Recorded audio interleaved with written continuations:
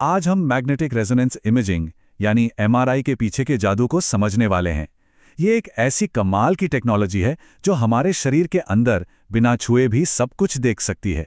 पर सवाल ये है कि आखिर ये काम करती कैसे है। चलिए आज इसी की तह तक चलते हैं। हम अपनी बात एक बहुत ही दिलचस्प और थोड़ी उलझन भरी मिसाल से शुरू करेंगे। एक ऐसा सवाल जो एमआरआई की असली ताकत को हमारे सामने रखता है। स्क्रीन पर देखिए, ये एक ही मरीज के शरीर में मौजूद एक ही सिस्ट की दो एमआरआई तस्वीरें हैं। बाईं तरफ, जिसे T1 इमेज कहते हैं, ये सिस्ट एक काले धब्बे जैसा दिख रहा है, और फिर दाईं तरफ T2 इमेज में देखिए, वही सिस्ट एकदम चमकीला और साफ नजर आ रहा है। अब सवाल यह है कि एक ही चीज एक ही मशीन से एक ही समय पर इतनी अलग कैसे दिख सकती है। यही वो बड़ा सवाल है जिसका जवाब हम आज खोजेंगे, और इसका जवाब जानने के लिए हमें शरीर के अंदर बहुत ही गहराई में प्रोटॉन के लेवल पर जाना होगा। तो चलिए अब इस पूरी कहानी के हीरो से मिलते हैं, हमारे शरीर में मौजूद अरबों खरबों प्रोटॉन। असल में यही वो कण हैं जिनकी वजह से एमआरआई मुमकिन हो पाती है। जरा ऐसे सोचिए कि हमारा पूरा शरीर अरबों खरबों नन्हे घूमते हुए चुंबकों से बना है। ये असल में हाइड्रोजन एटम्स के न्यूक्लियस में मौजूद प्रोटॉन ही हैं, और अपने स्पिन की वजह से हर एक प्रोटॉन एक छोटे से चुंबक, मतलब एक टाइनी मैग्नेट की तरह बर्ताव करता है। वैसे तो आमतौर पर हमारे शरीर में ये सारे नन्हे चुंबक इधर उधर बिखरे रहते हैं, कोई कहीं देख रहा है तो कोई कहीं, और एक दूसरे के असर को खत्म कर देते हैं। लेकिन जैसे ही कोई एमआरआई मशीन के उस पावरफुल चुंबक, जिसे B0 कहते हैं, के अंदर जाता है, एक कमाल की चीज होती है। ये सारे प्रोटॉन बिल्कुल किसी कंपास की सुइयों की तरह एक साथ एक ही दिशा में लाइन में लग जाते हैं। अचानक शरीर के अंदर एक ऑर्गेनाइज्ड मैग्नेटिक स्टेट बन जाती है। पर ये प्रोटॉन सिर्फ लाइन में खड़े नहीं रहते। B0 मैग्नेटिक फील्ड के असर से वो अपनी धुरी पर तो घूमते ही हैं, साथ में एक घूमते हुए लट्टू की तरह थोड़ा डगमगाने भी लगते हैं। बिल्कुल वैसे ही जैसे एक लट्टू अपनी नोक पर गोल गोल घूमता है। इसी खास लड़खड़ाहट को फिजिक्स की भाषा में प्रिसेशन कहते हैं। और हाँ, ये जो लड़खड़ाहट है, ये कोई रैंडम नहीं है। इसकी एक तय स्पीड होती है, और ये स्पीड इस बात पर निर्भर करती है कि मैग्नेटिक फील्ड कितनी ताकतवर है। इसे लार्मोर इक्वेशन कहते हैं, और ये एमआरआई का एक बहुत ही फंडामेंटल नियम है। ठीक है, तो अब हमारे पास लाइन में लगे हुए एक खास स्पीड से लड़खड़ाते हुए प्रोटॉन हैं, पर इनसे हम कोई सिग्नल कैसे निकालें जिसे मशीन पकड़ सके? यहीं पर एंट्री होती है रेडियो तरंगों की।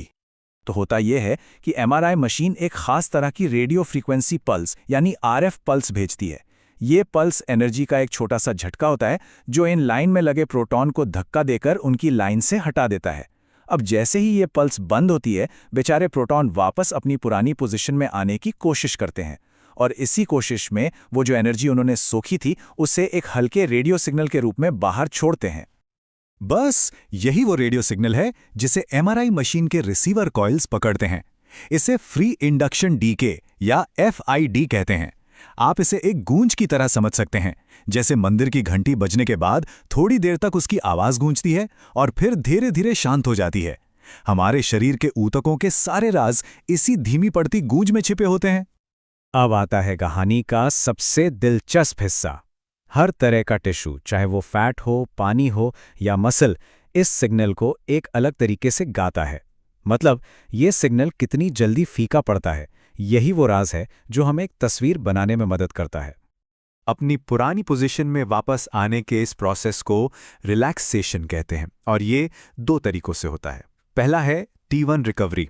इसे आसान भाषा में समझें तो प्रोटॉन कितनी जल्दी वापस खड़े होकर मैग्नेटिक फील्ड की सीध में आते हैं। दूसरा है T2 डीके।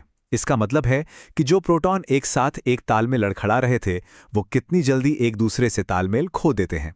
एक है वापस खड़ा होना, दूसरा है तालमेल खोना। और बस यही है एमआरआई का सबसे बड़ा सीक्रेट।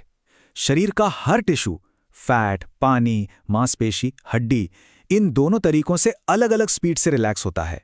ये उनकी अपनी T1 और T2 पहचान है। कह सकते हैं कि ये उनका एक तरह का मैग्नेटिक फिंगरप्रिंट है। जरा इस टेबल पर नजर डालिए।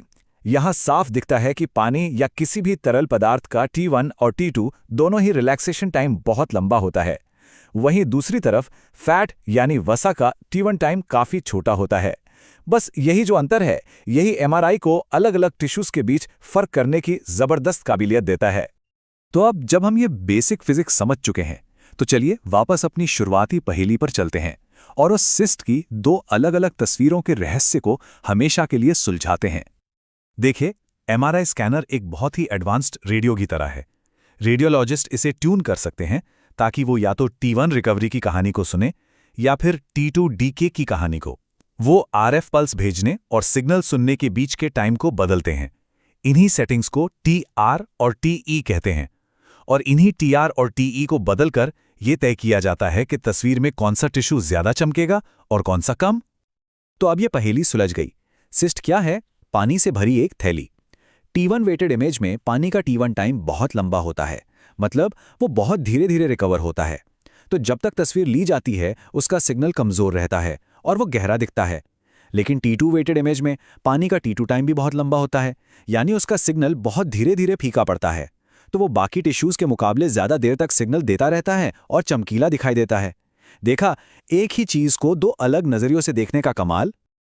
और ये सिर्फ कोई किताबी बात नहीं है, डॉक्टरों के लिए ये दोनों तस्वीरें बेहद जरूरी हैं। T1 इमेज उन्हें शरीर की बनावट यानी एनाटॉमी को समझने में मदद करती है, जैसे कि अंगों का स्ट्रक्चर कैसा है। वहीं T2 इमेज बीमारियों यानी पैथोलॉजी को पकड़ने में माहिर है, क्योंकि अक्सर सूजन, इन्फेक्शन या ट्यूमर जैसी दिक्कतों में पानी की मात्रा बढ़ जाती है और वो T2 इमेज पर चमकीले धब्बों की तरह उभरकर सामने आ जाते हैं। तो एमआरआई सिर्फ एक तस्वीर नहीं खींचती, ये असल में शरीर के अंदर प्रोटॉन की एक बहुत ही जटिल सिम्फनी को सुनने का तरीका है। और ये हमें सोचने पर मजबूर करता है कि जैसे जैसे हमारी टेक्नोलॉजी बेहतर होगी, हम इन बारीक सिग्नल से और कौन-कौन से राज खोल पाएंगे। ये एक बहुत ही दिलचस्प सवाल है जिसका जवाब हमें भविष्य में ही मिलेगा।